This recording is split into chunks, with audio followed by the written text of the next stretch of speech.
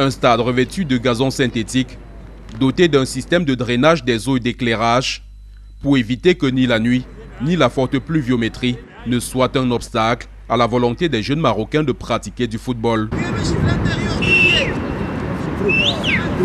Il s'agit là d'un des stades de proximité construits dans l'ensemble des quartiers du royaume. Dans chaque quartier, vous trouvez des terrains comme ça, des terrains pareils, où on permet à des gens qui s'organisent en académie d'utiliser, on leur accorde un temps pour utiliser les installations et on met à leur disposition le matériel et tout.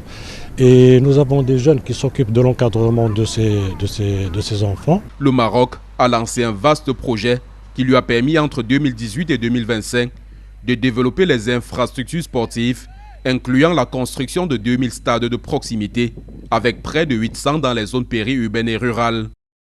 Certains de ces stades ont des vestiaires et des gradins d'une capacité d'au moins 2000 places.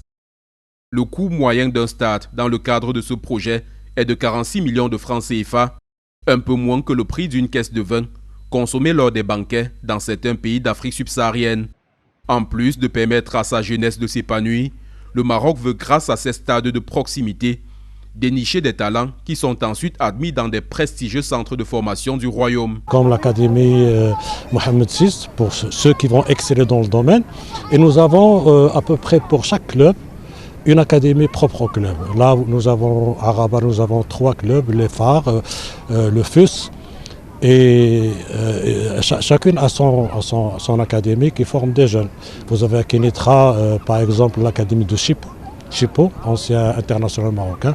Donc c'est ça dans une politique de promotion du football au Maroc. Et là, vous voyez le résultat. La grosse progression du Maroc en matière de football depuis quelques années est le résultat d'une politique bien orchestrée et mise en œuvre par le ministère de l'Intérieur, le ministère de l'Économie et des Finances, le ministère de la Jeunesse et des Sports, ainsi que le fonds d'équipement communal. Dans toutes les équipes qui gagnent, vous trouvez un encadrant, entraîneur marocain. Le cas de la Jordanie, le cas des différentes catégories de jeunes marocains, l'équipe olympique, l'équipe locale, l'équipe nationale première. Donc c'est le résultat d'une politique, ce n'est pas un fait de hasard. L'utilisation de ces stades de proximité est totalement gratuite. Il suffit simplement d'en faire la demande. Les autorités marocaines viennent d'ailleurs de lancer un processus de retrait de la gestion de 640 stades de proximité à Casablanca, jusque-là confiés à des associations et clubs. Parmi les griefs portés contre eux, la monétisation illégale de ces stades et leur exploitation à des buts politiques.